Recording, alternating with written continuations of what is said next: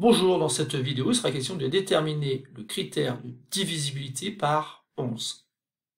Donc on va considérer un entier naturel A défini par son écriture décimale. A est donc égal au chiffre A indice n, A indice n-1 jusqu'à A indice 0, avec bien sûr le premier chiffre, A indice n, qui est différent de 0. Ça peut donc donner, par exemple, pour le nombre 2816, donc qui peut se décomposer avec les chiffres A3, A2, A1 et A0. A3 est bien sûr égal à 2, A2, A8, A1, A1, et A0 donc A6.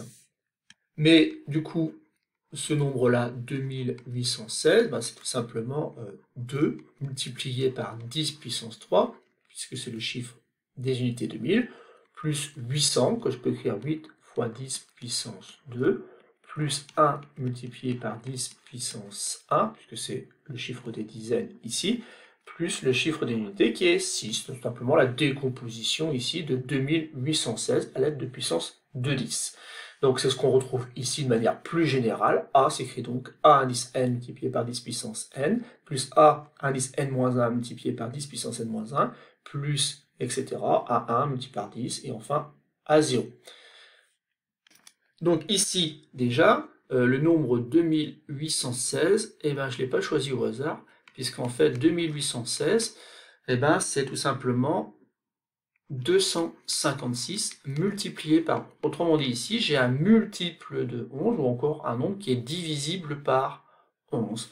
Est-ce que donc le critère, je l'ai bien compris, il semblerait que j'aurais pu le voir aussi, tout simplement, en faisant la somme des chiffres de rang pair. Alors ici, il y a un 6, là, il y a un 8.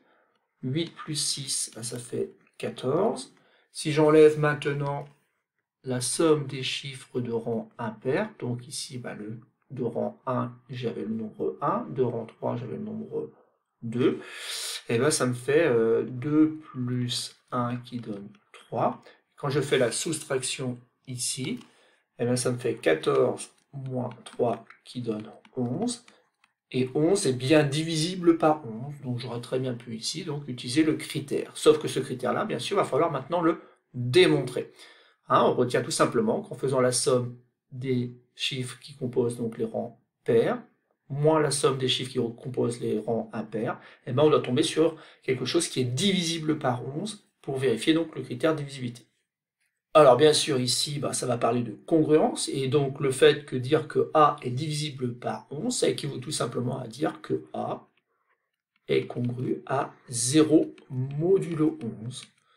Et vous doutez bien sûr qu'on va utiliser le fait que A s'écrit sous cette forme-là, et donc A est divisible par 11 équivaut à dire tout simplement que AN multiplié par 10 puissance n plus AN-1 multiplié par 10 puissance n-1 plus A1 multiplié par 10 plus A0 est congru à 0 modulo 11. Alors ici, on s'en doute un petit peu, pour avancer un petit peu dans cette démonstration, il va falloir surtout regarder un petit peu par combien on pourrait peut-être remplacer 10 à la puissance quelque chose. En effet, c'est comme ça notamment qu'on peut démontrer les critères divisés par 3 et par 9, que vous avez peut-être vu dans une autre vidéo. Donc ici, ça va être à peu près pareil. 10 est congru bien sûr à 10 modulo 11, mais en fait ici, puisqu'on ne peut pas se ramener à 1, on va essayer de voir si on peut pas se ramener à quelque chose qui peut être intéressant avec l'histoire des puissances. Et en fait, 10, je peux très bien dire qu'il est congru à moins 1 modulo 11.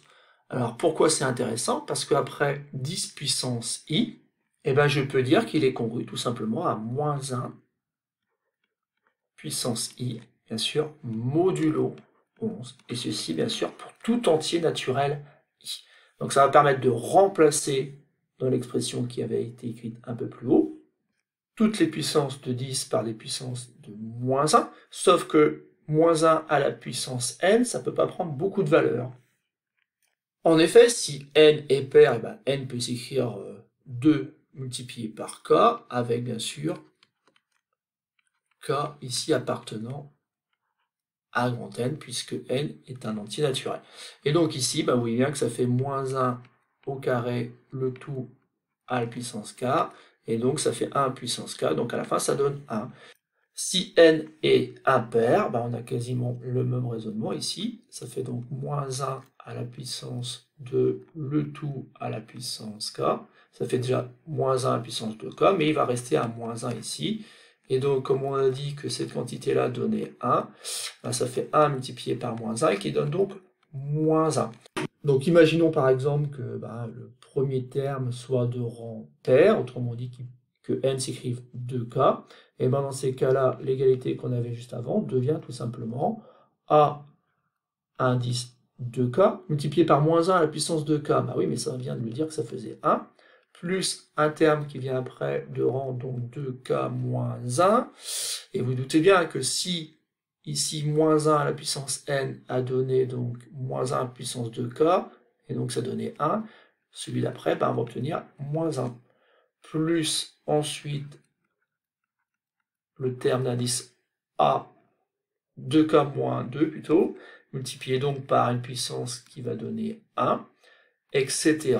Donc jusqu'à a1 multiplié par moins 1 plus a0. Et tout ça étant congru bien sûr à 0 modulo 11.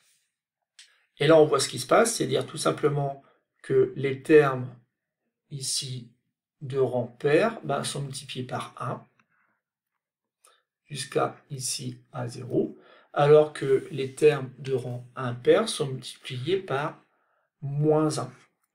Voilà, et ceci est vrai même si de toute façon n prend la valeur 2k plus 1, auquel cas il suffirait simplement de remplacer ici, donc a indice 2k plus 1 multiplié donc par moins 1, ce qui nous ferait donc un autre terme de rang impair multiplié par moins 1.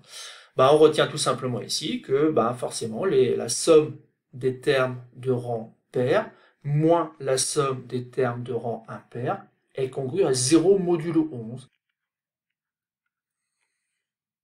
Ce qui équivaut donc à la somme des chiffres de rang pair moins la somme des chiffres de rang impair qui est toujours divisible par 11. Voilà, on vient donc de démontrer le critère de divisibilité par 11. Il ne nous reste plus qu'à vérifier si oui ou non ce nombre-là, qui est assez compliqué, est bien divisible par 11 en utilisant bien sûr ce critère de divisibilité qu'on vient de démontrer.